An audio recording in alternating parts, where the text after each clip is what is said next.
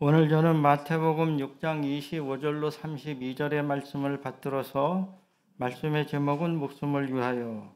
근데 목숨을 위하여 무엇을 먹을까, 무엇을 마실까, 몸을 위하여 무엇을 입을까 염려하지 말라라는 우리 주님의 명령, 염려하지 말라는 이 명령의 바탕을 둔 제목이고, 오늘 우리가 정말로 우리 주님의 명령을 받들면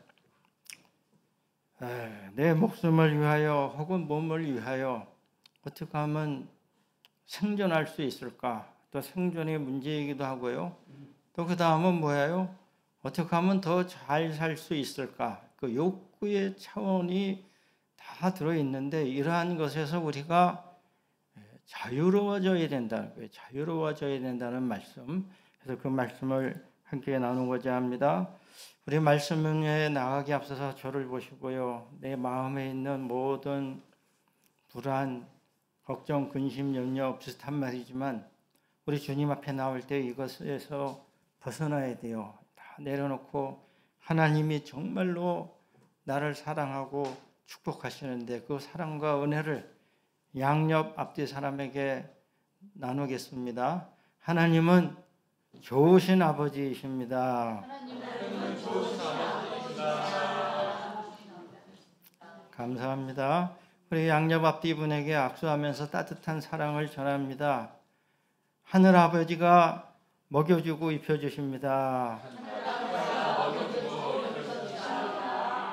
그래서 그런지 우리 성도님들이 다 옷을 잘 입고 왔어요.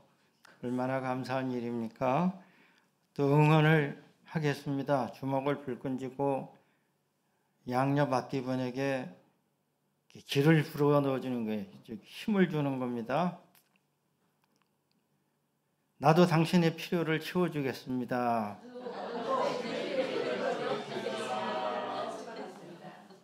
서로 필요한 것을 공급하고 채워주는 것이 공동체의 원리고 초대교회의 모습은 그러하므로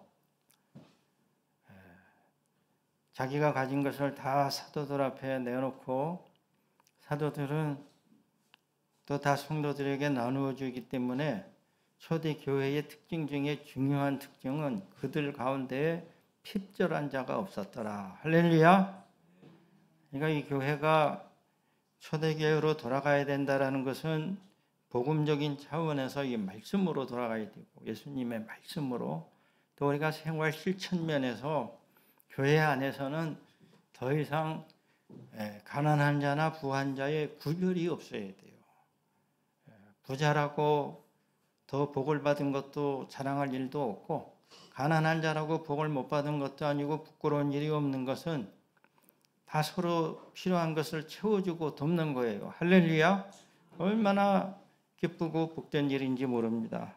그러므로 오늘 우리 주님께서 드디어 재물과 염려의 상관관계에 대한 말씀을 주시고 있는데 사실은 25절로 34절까지가 하나로 묶어서 보기도 하지만 저는 33절로 34절이 너무 중요한 말씀이기 때문에 다음 주로 미루고 25절로 32절까지 한 단락을 끊어서 말씀을 나눕니다. 그것이 저의 단락 나눔이고 예수님이 경제생활 재물에 대해서 말씀하실 때 첫째의 명령은 뭐예요? 너희 보물을 하늘에 쌓아라. 감사합니다. 땅에 쌓지 말고 하늘에 쌓아라. 지난주에 설교 드렸습니다. 그럼 지난주에 설교는 뭐예요? 너희가 하나님과 재물 겸하여 섬길 수 없느니라. 하나님과 만몬을 겸하여 섬길 수 없다.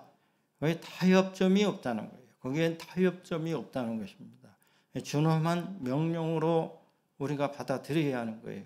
그 오늘에 와서는 드디어 우리 인간의 실생활 실천에서 그 재물과 염려의 이 상관관계에 대하여 우리 주님께서 중요한 교훈의 말씀을 주시는데 염려하지 말라는 거예요.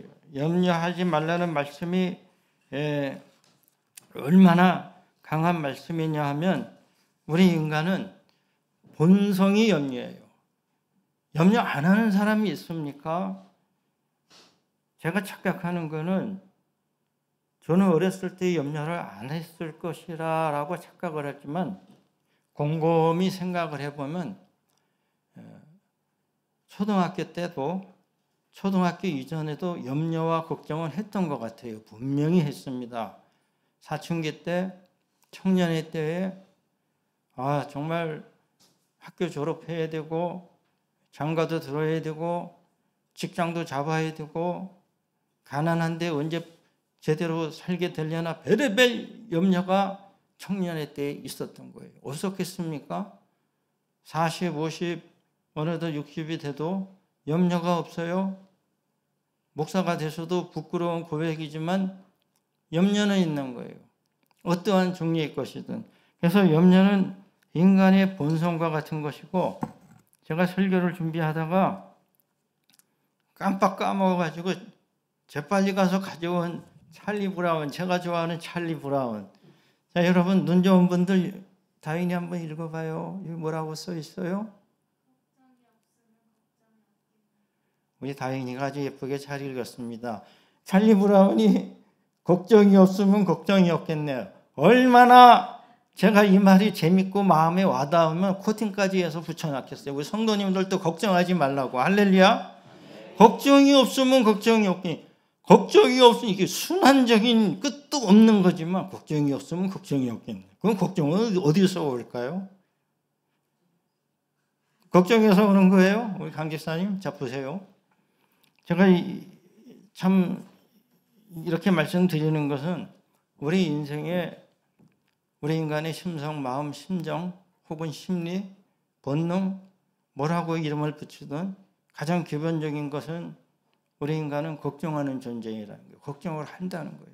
벗어나기가 단연코 어렵습니다.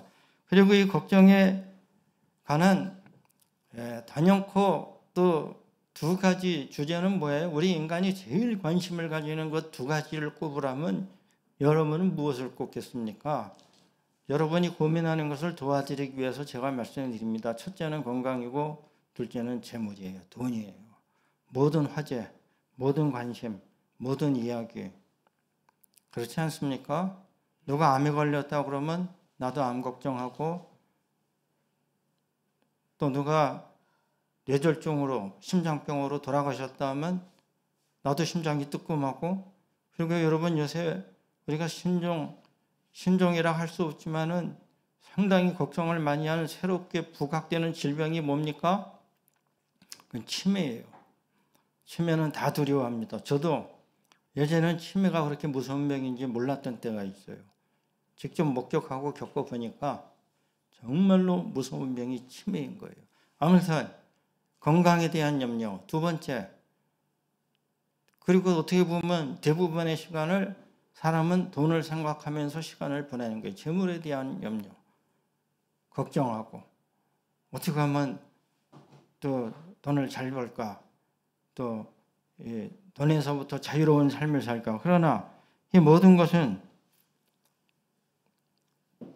그냥 염려를 이루는 것일 뿐, 하나도 나를 건강하게 하거나 염려한다고 나를 부자로 만들어 주지도 못하는 것이 또한 사실입니다. 이제 본문에 나오는 거지만, 그래서 우리가 이래도 염려하고 저래도 염려한다면 생각에, 사고에 획기적인 발상전환이 필요한 거예요.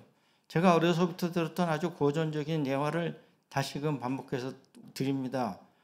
어느 어머니에게 아들 둘이 있었는데 하나들은 고무신장수고 하나들은 남학신장수예요. 또 원본에 가면 집신장수란 말도 있고요. 아무튼 그렇습니다. 근데 날이 맑은 날은 이 어머니가 생각할 때에 집신을 파는 아들은 장사가 잘 될 거니까 좋은데, 이 남학신을 파는 아들은 날이 맑은 날에는 공칠 것 같으니까 그 아들을 생각하면서 눈물이 나는 거예요. 또 비가 오는 날에는 남학신 파는 아들은 남학신을 잘 팔아서 잘 될 것인데, 집신을 파는 아들은 집신이 안 팔려서 힘들 것이다 생각하니까 눈물이 나는 거예요. 그래서 이 어머니는 365일 그냥 1년 내내 웃는 날이 없고 우는 거예요. 그게 우는 것을 본 동네의 현자가 즉 지혜로운 분이 이 노인에게 물었어요. 아니 할머니는 왜 그렇게 날마다 울고 슬퍼하는 것이요? 이 할머니가 자초지종을 말했어요. 오늘은 날이 맑으니 남학신을 파는 우리 아들이 공쳐서 배를 굴지는 않는지 그것이 걱정이 됩니다. 또 그 반대의 날은 또한 그렇고, 그러니까 이 지혜로운 현자가 이 할머니에게 충고하기를 그렇게 사시지 말고 날이 맑은 날에는 집신 판 아들이 잘 될 것이니 그 아들 때문에 기뻐하고 감사하시고, 비가 오는 날에는 남학신 파는 아들이 잘 될 것이니 그것을 생각하고 기뻐하고 감사하세요. 그렇게 살면 얼마나 좋겠습니까? 라는 제가 초등학교 때부터 들어서 못이 박히도록 들은 우는 남학신 집신 파는 아들의 어머니란 말씀. 오늘 우리도 잘못하면 그렇게 살기 쉽다는 거예요. 저나 여러분이나. 아무리 세월이 변해도 염려에서 벗어나기가 힘들다는 거예요. 그래서 이 염려라는 이 말, 성경에 쓰여진 헬라어 원문의 염려는 마음이 갈라지는 것. 마음이 쪼개지다, 갈라지는 것. 아무튼 마음이 하나로서 온전하고 온전한 마음을 가져야 되잖아요. 근데 마음이 자꾸 쪼개지고 갈라지고 소위 분열되는 건 좋을 수. 그러니까 이것이 결국은 뭡니까? 우리 인간의 지혜나 인지력이나 의지나 결단을 다 무기력하게 만드는 하나도 도움이 안 된다는 거예요. 염려하는 인간은 절대로 무엇을 실천하거나 믿음의 행위를 할 수 없는데, 이 염려가 어디로부터 주로 많이 들어오느냐? 재물에 대한 유혹과 염려를 통해서 이 염려가 아주 가시덤불과 같이 쓴뿌리와 같이 우리 심령에 꽈리를 틀고는 내 마음을 쪼개는 거예요. 그래서 예수님은 오늘 본문 중에 염려하지 말라는 말을 무려 6번이나 반복하고 있어요. 여러분 세보세요. 6번 반복하는데 5번은 부정형의 명령이고 한 번은 부분 부정이에요. 그러니까 부분 부정이라는 것은 부분 긍정인데 어려운 말은 아닙니다. 이게 다음 주에 설교할 거고요. 그래서 아무튼 예수님이 이 짧은 말씀 가운데 염려하지 말라는 말을 재물과 관련해서 6번이나 강조해서 하신 말씀은 우리 인간의 심성 뿌리가 얼마나 염려에 짓눌리기 쉽고 재물에 관련해서 쉽게 염려를 하는가, 이것을 경고하신 말씀이에요. 그래서 오늘 말씀을 통하여 우리가 은혜를 받으면 성령님께서 내 마음에 오시면 재물과 관련한 염려에서 여러분 해방되고 자유로워지시기를 부탁드립니다. 뿌리를 켜버려야 돼요. 뿌리를. 무슨 어느 관절염 뿌리를 켜야 되는 선전, 우리가 대단한 그건 아니지만 그 약 제목 이름 말씀 안 드릴래요. 선전해 주는 것과 같아서 뿌리를 켜야 된다고 광고가 여러 번 나오죠. 근데 제가 이 뿌리를 켜야 된다는 말씀을 생각할 때 오늘 우리 교회 이 정원을 그나마 이렇게 아름답게 가꾸고 힘을 쓰는 거는 여러분이 함께 수고하고 노력하고 장미도 심고 이렇게 벽합도 꽃 피우고, 이 벽합 뿌리 구근 심어서 키워놓은 거래요. 산 거 아닙니다. 그래서 제가 이렇게 갖다 놓고, 장미도 저거 산 거 아니에요. 소위 삽목이라는 기술로 장미를 이렇게 내가지고 꽃을 키웠어요. 얼마나 대단합니까? 자, 여러분, 근데 이 크지도 않은 정원 가꾸는데 이 부족한 제가 아무리 부지런하려고 애를 쓰고 노력을 해도 참 잡초를 이기기가 힘들어요. 대충 뽑으면 금방 돋아나고, 올라온 놈 뿌리를 뽑으면 뿌리째 뽑아도 옆에서 작았던 놈이 어느새 그만큼 크는데, 이 전원 생활하면서 너무나 좋아하고 신이 났던 분들도 잔디 한번 깎으면은 전원 생활 포기한대요. 그래서 잔디 키우다가 다 도로 시멘트 씌운다는 이상한 말도 있고, 그 어느 분이 말하기를 소위 잡초를 뽑고 가면은 뒤에서 풀이 그렇게 말하는 것 같아요. 뒤돌아가는 자기한테 내가 곧 금방 다시 날 건데 내 메롱 그러는 소리가 들리는 것 같아요. 진짜 뒤돌아서면 풀이 난다는 말이 여러분 뽑아보세요. 실감납니다.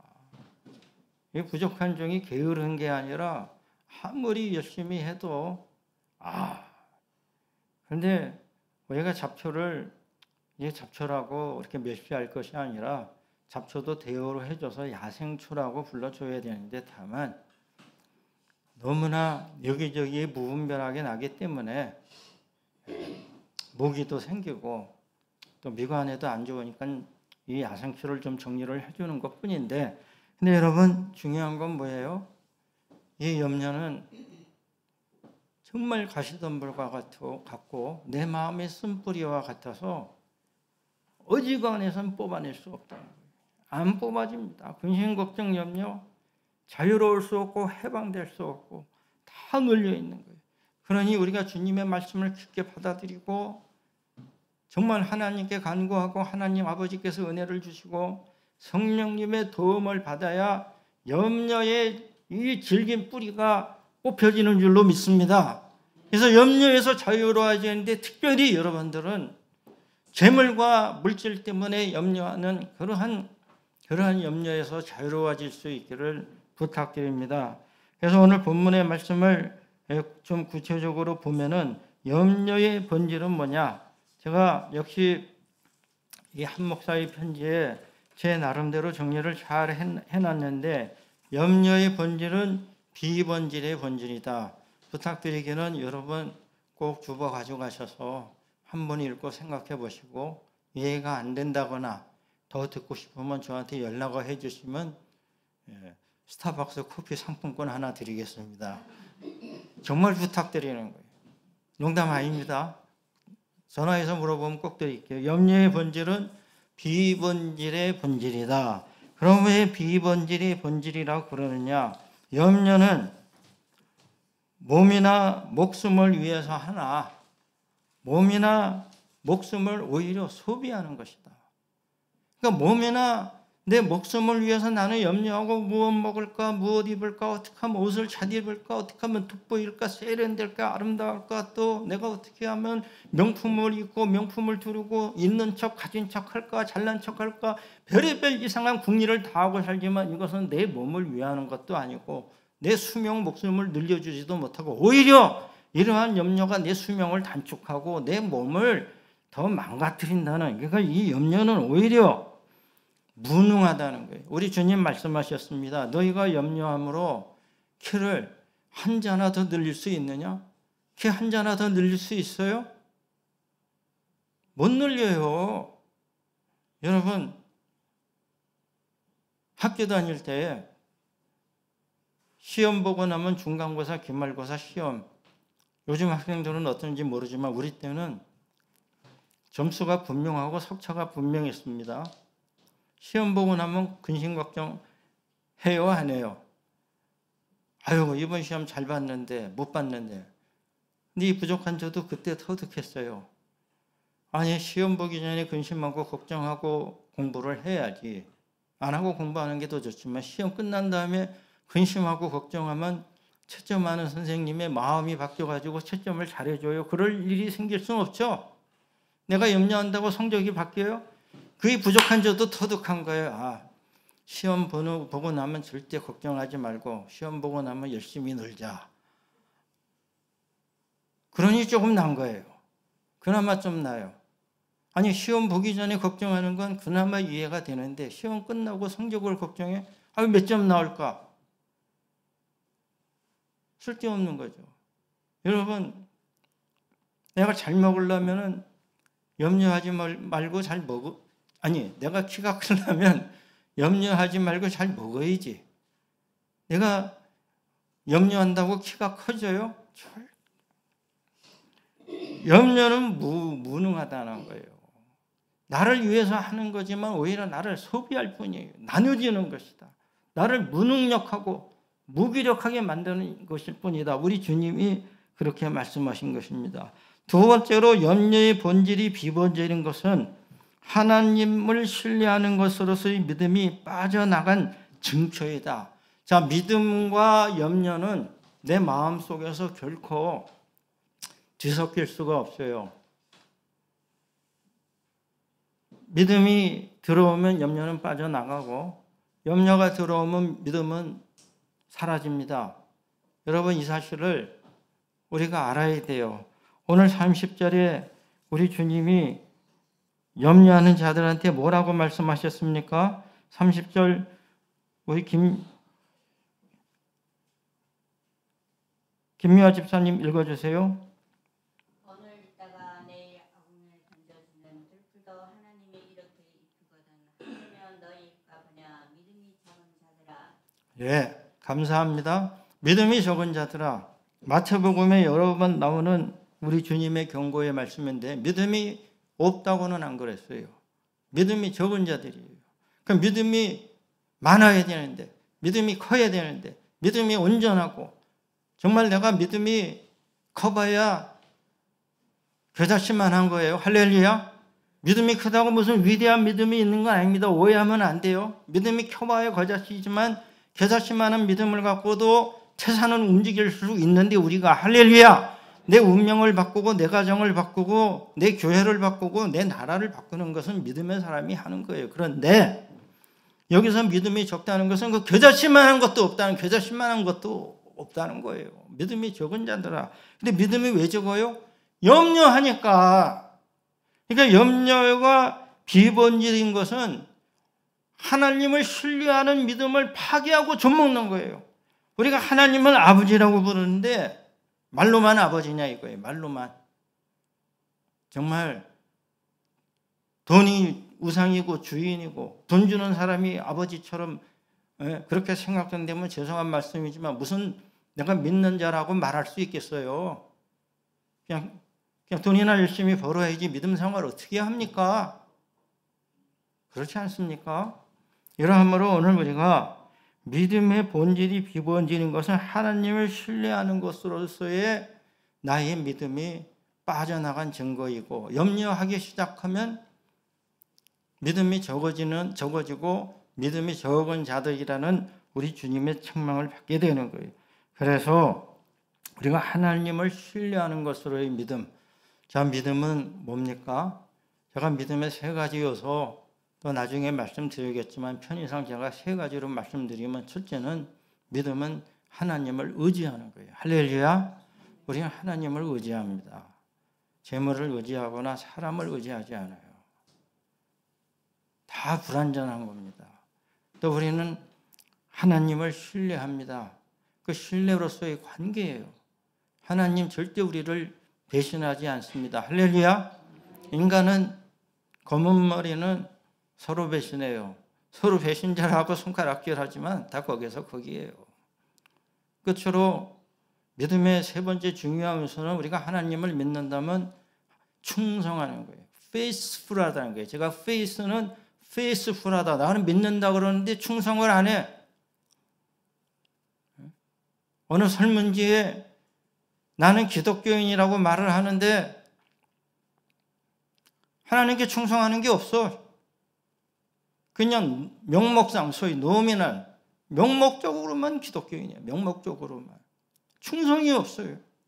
그럼 충성하지 않는 자가 어떻게 하나님을 믿는다고 말할 수 있겠어요? 난 차라리 세상을 믿는다고 말해야 되지 않습니까?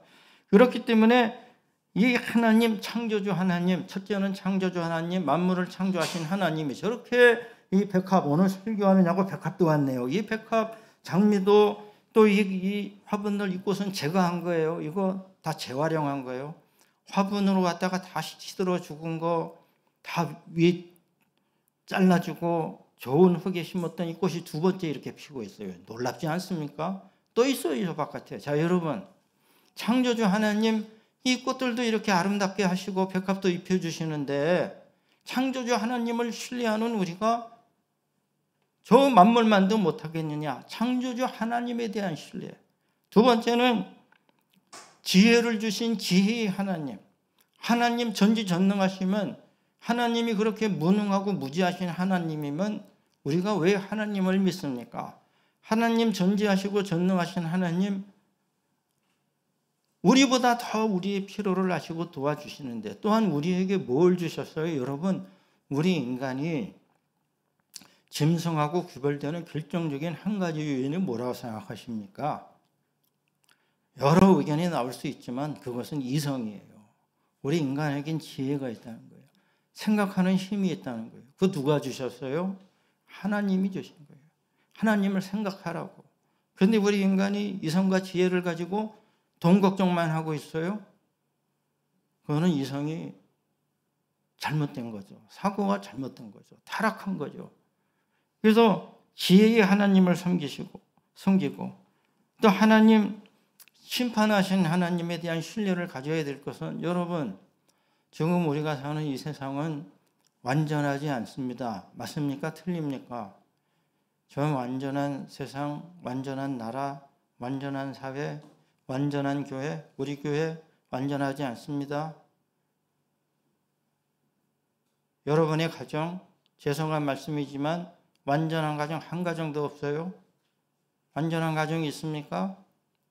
여러분, 이 세상에 사는 사람들 다 평등하다고 하지만 삶의 영역에서 실천적인 면에서는 불평등한 것이 사실입니다.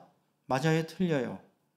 인간으로서의 존엄성에서 평등하다는 거지, 실력이나 기능이나 기술이나 능력이나 재산이나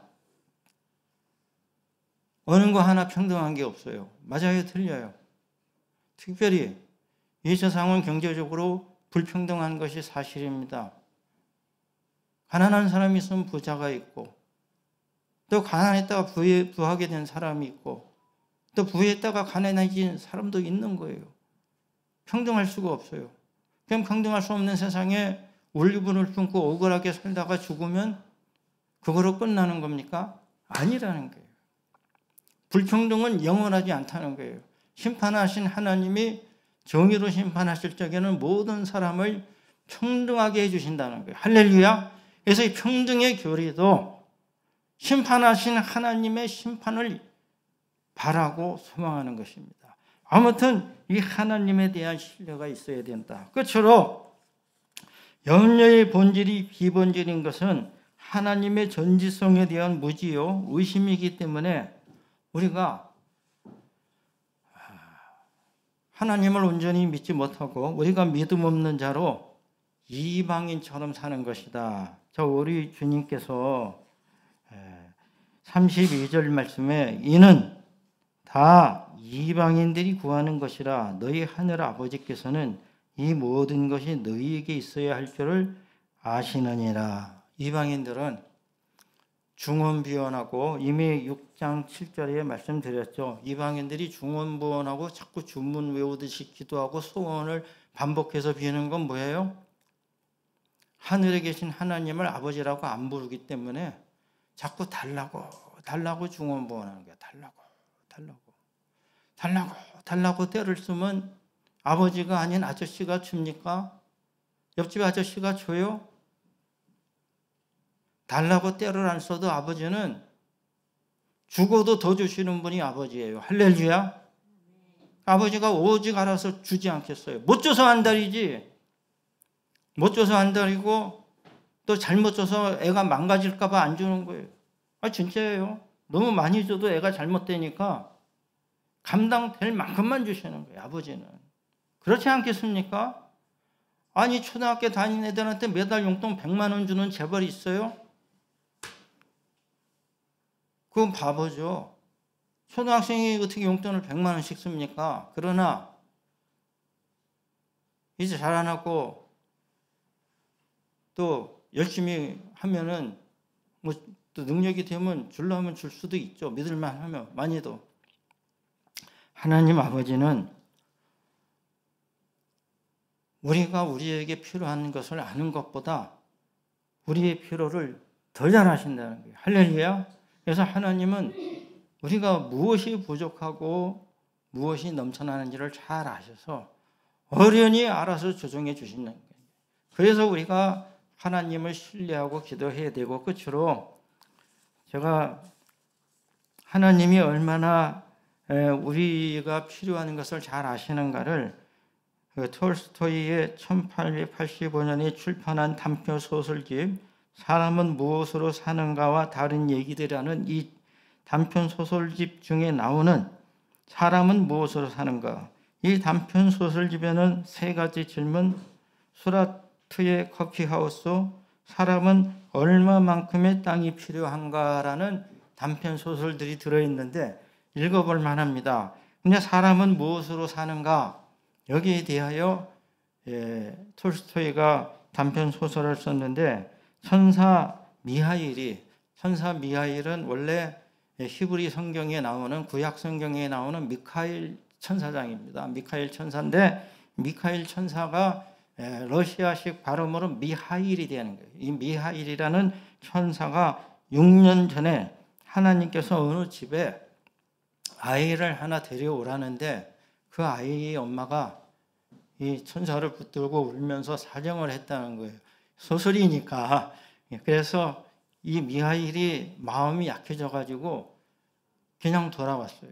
그러니까 하나님께서 너는 어찌하여 내 명령을 어겼느냐 그러고 하나님께서 벌을 주셔서 이 천사는 그 이후로 날개가 떨어지고 옷이 다 벗겨지고 알몸인 채로 세상에 내려오게 됐다는 거예요.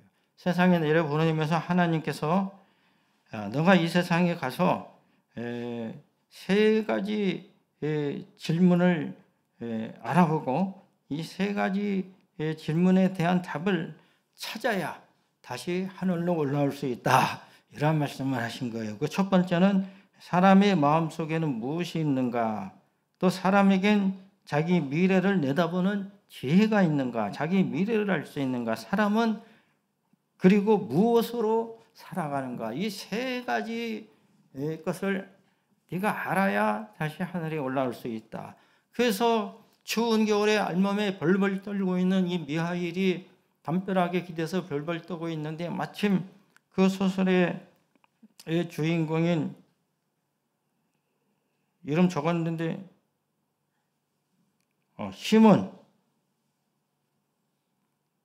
시몬이라는 분이 지나가다가 불쌍히 여겨가지고 자기의 겉외투를 벗어서 입혀주고는, 아니 당신은 이 추운 겨울에 이렇게 외투 하나도 없이 추위에 떨고 있습니까?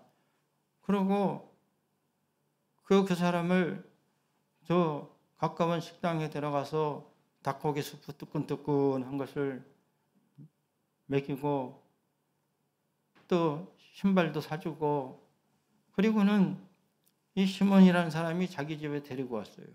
그러니까 그 집에서 기다리고 있던 부인은 자기 남편 보고 시장에 가서 좀 자기 신발도 사오고 장도 좀 봐오라고 보냈더니 가지고 간 돈은 엉뚱한 사람한테 다 쓰고 호까지 하나 달고 왔으니까 그냥 바가지를 긁어대고 욕을 해댔어요. 당신은 어쩌면 그렇게 내 속을 뒤집느냐고. 근데 그러다가도 욕을 하다가도 때가 되니까는 이 부인이 저녁 식사를 차리고 자기 남편 시몬하고 그 미하일 천사를 오라고 그러고는 식사를 대접하는 거예요. 그때 이 천사 미하일이 속으로 웃었습니다. 그럼에도 불구하고 사람의 마음속에 있는 것은 사랑이구나. 사람의 마음속에 있는 것은 사랑인 것을 첫 번째 답을 얻은 거예요. 근데 미하일이라는 사람은 원래 하던 일이 구두를 만들고 구두를 수선하는 사람인데, 그 데리고 온 미하일 천사를 보니 어디 갈 데도 없고 이러하니 자기가 구두 만드는 조수로 써서 데리고 있었습니다. 데리고 있다 보니까는 이 사람이 원래가 천사니까 재주도 있고 영리해서 일도 잘 배우고 구두를 자기보다 더 잘 만드는 거예요. 그러니까는 참 내가 보람을 느끼고 조수로 잘 데리고 있는데, 어느 날 어느 부자가 와가지고는 거만을 떨면서 자기가 평생에 신을 신발을 한 번에 만들고 싶으니 여러 개의 구두를 만들려고 거만을 떨면서 구두를 여러 개를 주문을 한 거예요. 근데 미하일 천사가 보니까 저 사람은, 저 부자는 내일 죽을 사람이야. 자기가 언제 죽을 줄 모르고 여러 개의 구두를 만들어 달라고 하니 이 미하엘 천사가 묵묵히 앉아가지고는 구두 대신에 가죽 슬리퍼를 만든 거예요. 그러니까 시몬이 자기 조수가 하는 것을 보고 깜짝 놀라가지고 너는 왜 주문한 대로 안 만들고 가죽 슬리퍼가 통상적으로 뭐라고 그럽니까? 쓰레빠예요. 너는 왜 쓰레빠를 만들고 있느냐? 이러니까는 좀 있다가 그 말이 떨어지기가 무섭게 그 집 하인이 온 거예요. 구두 만들지 말라고 우리 주인이 돌아가셨다고 대신 슬리퍼 하나를 만들어 달라고. 그러니까 이 러시아의 장례 절차는 죽은 분한테 슬리퍼를 신겨드리나 봐요. 그러니까 장례에 필요한 슬리퍼 하나 만들어 달라고. 그랬더니 미하일이 여기 있어 하고 그 슬리퍼를 준 거예요. 그래서 미하일이 그걸 주면서 속으로 두 번째 웃었다는 거예요. 그럼에도 불구하고 사람은 자기의 장래를 알 수 있는 지혜가 없구나. 사람의 마음속에 없는 것은 장래를 아는 것이다.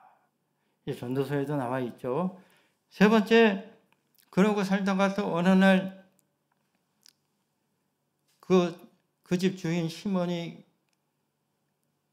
하고 부인하고 잘 사는데 옆집에 어느 가정에 젊은 부부가 갑자기 돌아가시게 됐어요. 그랬더니 어린 남매 둘을 남기고 부모가 다 죽었는데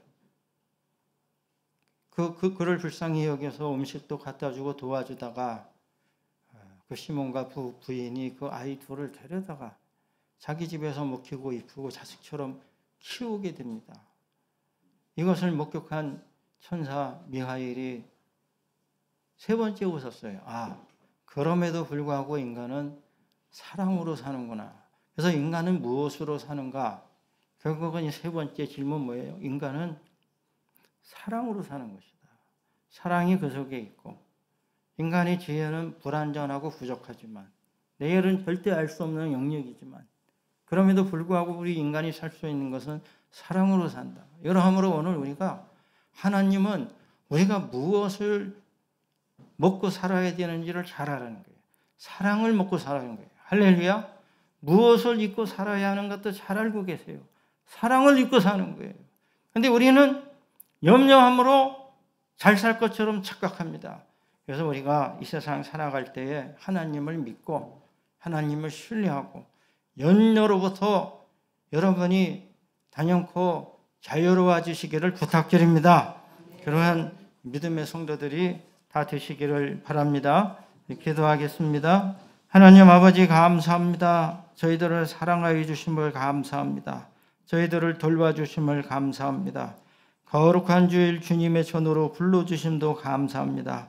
그러나 저희들은 세상에 살면서 무의식적으로 불가불 혹은 이러한 사태로 근심하고 염려하면서 살아갑니다. 그러나 그 중에서도 또 우리가 물질 때문에 상처받고 시험 들고 물질 때문에 염려할 때가 많습니다.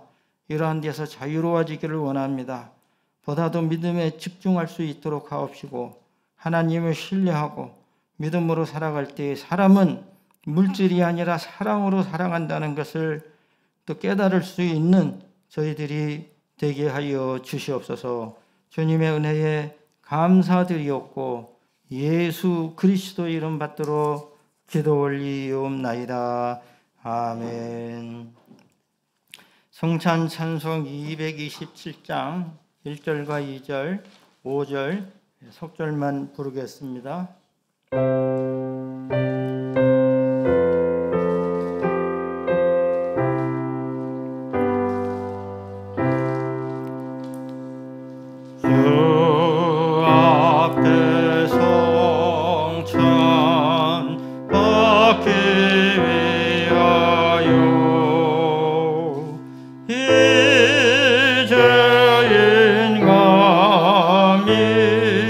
나옵니다.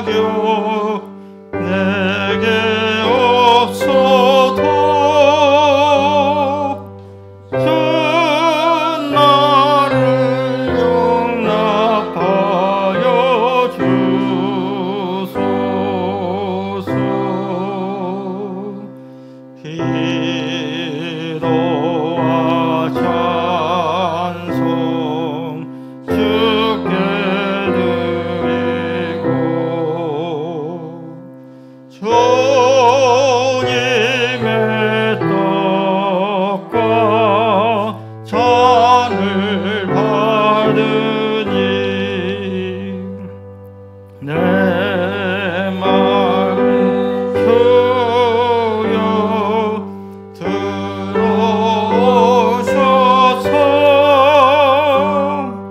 주 말씀 따라 살게 하소서.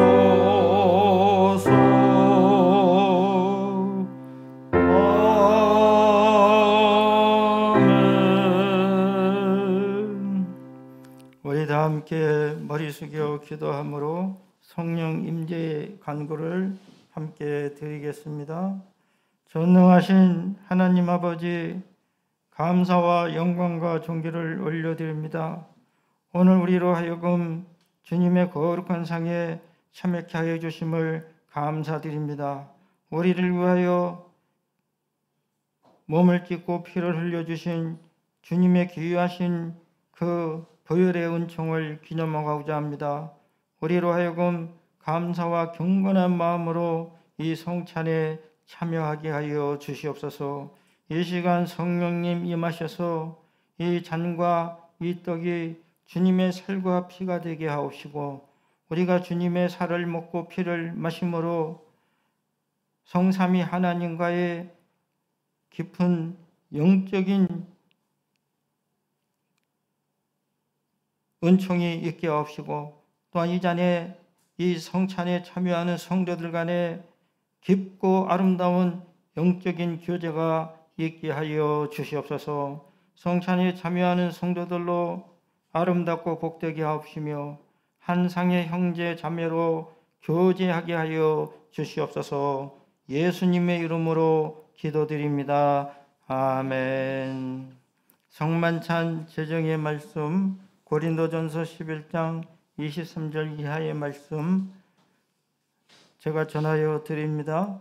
내가 너희에게 전한 것은 주께 받은 것이니 곧 주 예수께서 잡히시던 밤에 떡을 가지사 축사하시고 떼어 가라사대, 이것은 너희를 위하는 내 몸이니 이것을 행하여 나를 기념하라 하시고, 식후에 또한 이와 같이 잔을 가지시고 가라사대, 이 잔은 내 피로 세운 새 언약이니 이것을 행하여 마실 때마다 나를 기념하라 하셨으니, 너희가 이 떡을 먹으며 이 잔을 마실 때마다 주의 죽으심과 오실 때까지 전하는 것이니라. 아멘. 성찬 연합기도 앞에 화면을 참고해 주시고 교독하겠습니다. 만유의 주 하나님을 찬양하나이다. 주께서 이 땅과 인간 노동의 열매로 이 떡을 주셨사오니 이 떡이 곧 생명의 떡이 되게 하옵소서.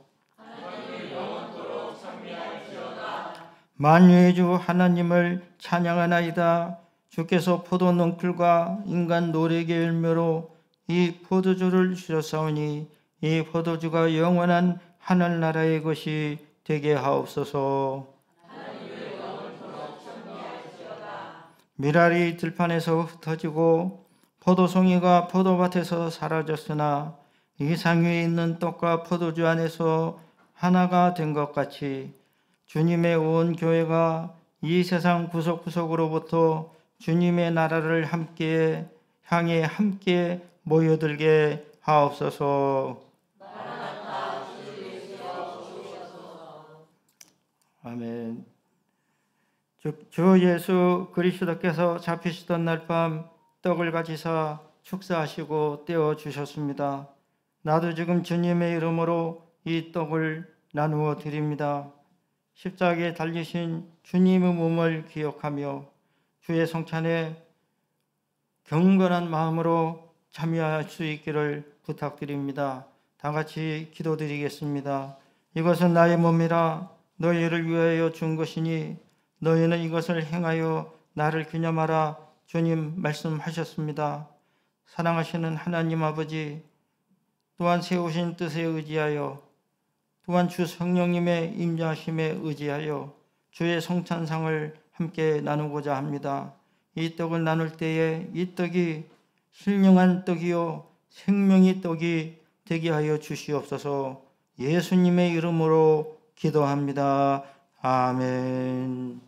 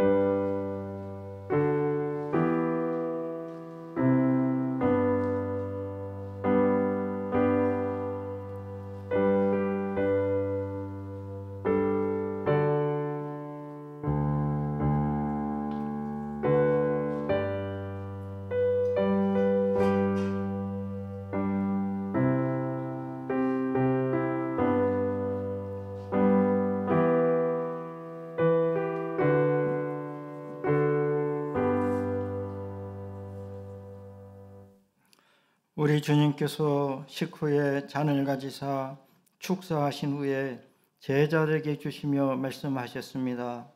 이 잔은 나의 피로 세운 새 언약이니 이것을 행하여 마실 때마다 나를 기념하라 말씀하셨습니다. 우리도 이 잔을 받을 때에 합당한 믿음으로 받음으로 언약의 축복이 새로워지기를 바랍니다. 다 같이 머리 숙여 기도드립니다. 거룩하신 하나님 아버지, 저희가 주님의 잔을 받으려 합니다. 우리를 위하여 흘리신 피, 이 속죄의 피로 말미암아 우리의 모든 죄와 불의가 씻겨지며 또 이 피로 만백성의 죄를 사하셨음에 이 잔을 받고 우리도 주님의 사랑을 본받아 우리들도 서로 용서하게 하여 주시옵소서. 이 언약의 피로 말미암아 새 생명의 새 계약에 참여하는 천국 백성이 되기를 우리 주 예수 그리스도의 이름으로 기도합니다. 아멘.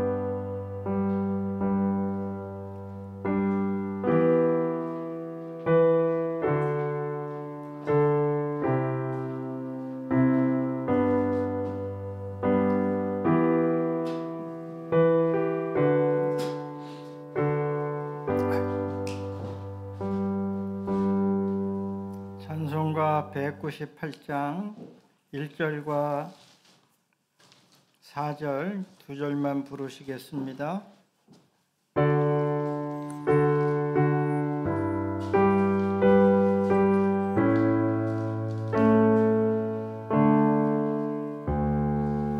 주 예수 세면서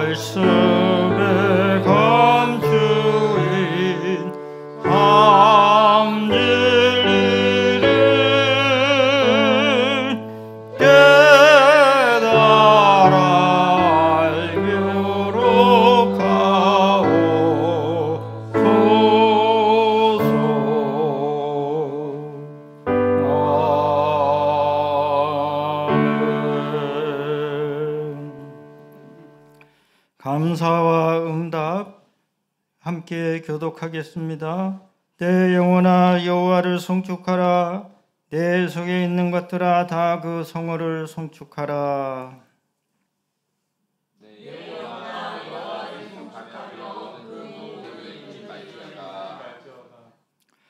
저가 내 모든 죄악을 사하시며 내 모든 병을 고치시며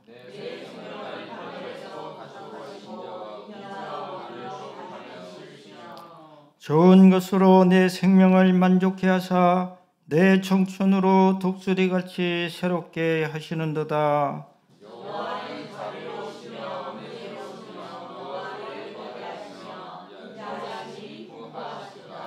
함께 읽겠습니다. 아비가 자식을 불쌍히 여김같이 여호와께서 자기를 경외하는 자를 불쌍히 여기시나니 이는 저가 우리의 죄질을 아시며 우리가 진토임을 기억하심이로다. 아멘. 다 함께 봉헌기도 드리겠습니다. 거룩하고 자비로우신 하나님 아버지 감사합니다. 부족한 저희를 사랑하시고 자녀 삼아 주시고 또한 이렇게 주님의 거룩한 성찬 예배에 참여하게 해주심을 감사합니다. 이 시간 저희가 정성을 다하여 저희의 예물을 하나님께 드립니다. 하늘나라에 쌓이는 보물이 되게 하여 주시옵소서. 11조로 드리는 손길에 은혜와 평강과 복을 더하여 주시옵고 감사함으로 드린 감사의 손길에 감사하는 일들이 생겨나도록 은총을 허락하여 주시옵소서. 조정헌금과 선교와 구제와 건축과 장학과 뜻을 정하여 드립니다. 선한 사업에 쓰이는 복된 예물이 되게 하여 주시옵소서. 감사드리옵고 예수 그리스도 이름 받들어 기도 올리옵나이다. 아멘. 우리 주님의 은혜와 평강을 기원합니다. 7월은 자연과 환경이 다릅니다. 아름다운 자연을 사랑하고 또 자연을 향유할 수 있기를 바랍니다. 또 경건과 승리 매일의 묵상, 성도님들이 열심히 또 경건과 승리 매일의 묵상에 참여해 주셔서 감사드리고요. 이제 잠언이 끝나고 전도서가 시작이 되었습니다. 전도서의 짧은 말씀에 깊은 하늘의 지혜의 말씀이니만큼 여러분들이 읽고 묵상하고 삶에 적용해서 지혜로워지시기를 부탁드립니다. 이 27번째 생태신철 실천, 불필요한 대기 전력을 차단합시다.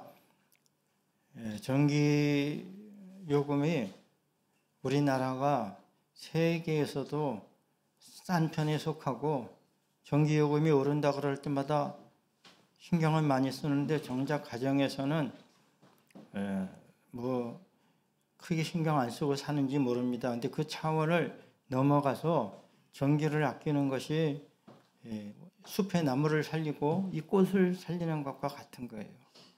결국은 기름, 석탄을 태워가지고 전기를 얻기 때문에 물론 원자력도 있지만 자 그래서 여러분 우리가 이 대기전력 그러니까 이 콘센트 같은 거 그 스위치 있는 거 있잖아요. 돈이 조금 비싸도 이제 그런 거 쓰고 그러니까 전기부터 아낄 수 있는 평소에 그러한 실천을 할 수 있기를 부탁드리고요. 이제 우리 예배 마치면 식사의 친교를 함께 하면서 늘 같이 먹던 분들하고만 먹지 말고 어떻게 하다 보면 사람이 그렇게 되기가 쉬워요. 저는 주로 황신하고 밥을 먹는데 좀 딴 사람하고도 좀 이렇게 돌아가면서 먹으려고 저도 노력은 하고 물론 편한 사람이 각자 있지만 또 식탁의 교제가 대단히 중요한 교제입니다. 그래서 식탁의 교제를 즐겁게 하시고 지금 이제 편의상 김혜숙 그 리더하고 주정현 리더 두 셀로 여성 셀로 되는데 이제 두 분이 하고 이제 건강을 회복해서 우리 박미정 권사님도 이제 리더로 복귀를 해가지고 이제 셀을 해가지고 이제 우리 교회가 정말 세포 조직처럼 생동하고 살아나는 그러한 교회가 될 줄로 믿습니다. 그래서 셀 모임 잘 하시고 또 오후에 정원을 한번 산책들 다 하세요. 상추 딸 때만 가지 말고 정원 가서 이제 아름다운 꽃들 피어나는 것도 좀 보시고, 그래서 교회에 올 때마다 기쁨을 그건 이따가 뽑아야지. 근데 자꾸 일 시키면 싫어하니까 이제 은혜 받은 사람이 뽑는 거예요, 잡초는.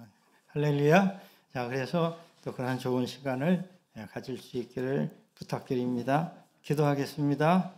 이제는 우리 주 예수 그리스도의 무한하신 은혜와 하나님 아버지의 극진하신 사랑하심과 성령님께서 감동감아 내주하시며 우리들 가운데에 교통하여 주심이 세상 근심 걱정 염려 어디서 오는가, 재물을 섬기고 물질을 사랑하면서 온 줄 알고 오직 하나님 아버지를 신뢰하며 의지하는 믿음으로 살기를 다짐하는 성도들 머리 위에와 가정과 수고하는 일터와 세워주신 믿음의 공동체 위에 이제로부터 영원히 함께 계시옵기를 간절히 축원하옵나이다. 아멘.